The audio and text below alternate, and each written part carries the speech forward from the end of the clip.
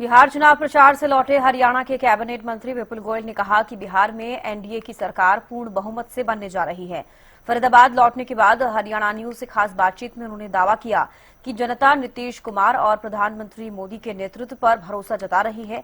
राहुल गांधी के बयान पर प्रतिक्रिया देते हुए विपुल गोयल ने कहा कि राहुल गांधी को उनकी टीम सही तथ्य नहीं दे रही है।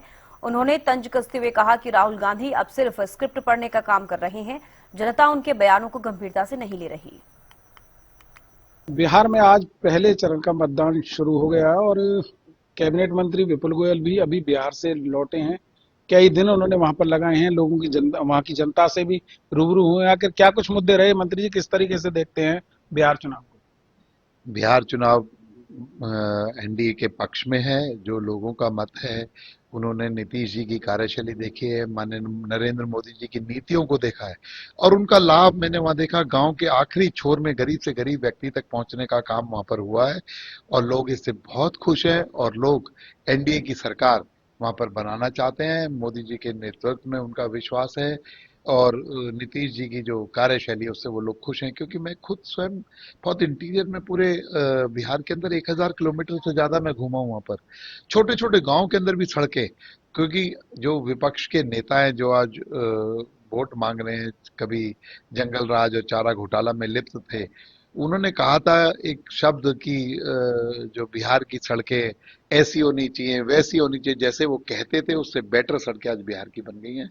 और इंफ्रास्ट्रक्चर की बात हो, लॉ एंड ऑर्डर की बात हो, तो बिहार के लोग सभी चीजों से खुश हैं और आप देखेंगे कि आने वाली 14 तारीख को थंपिंग मेजॉरिटी से एनडीए की सरकार बनेगी। और अभी भी जो रुझान आ रहे हैं, लगभग 125 सीटों पर, 123 सीटों पर आज चुनाव हो रहा है।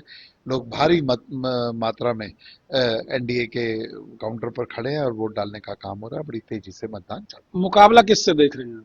मैं समझता हूँ किसी से कोई मुकाबला नहीं है। वहां पर लोग अच्छे तरीके से भूले नहीं है 2005 से पहले का जंगल राज, वहां की उनकी कार्यशैली, किस तरीके का काम होता था। और आज भी जो विपक्ष के लोग हैं किस तरीके से झूठ बोल रहे हैं कि हर घर के अंदर नौकरी दे देंगे। अरे बिहार के लोग बेवकूफ नहीं है, पढ़े लिखे लोग हैं, भोले लोग हैं, लेकिन पढ़े लिखे समझदार लोग हैं।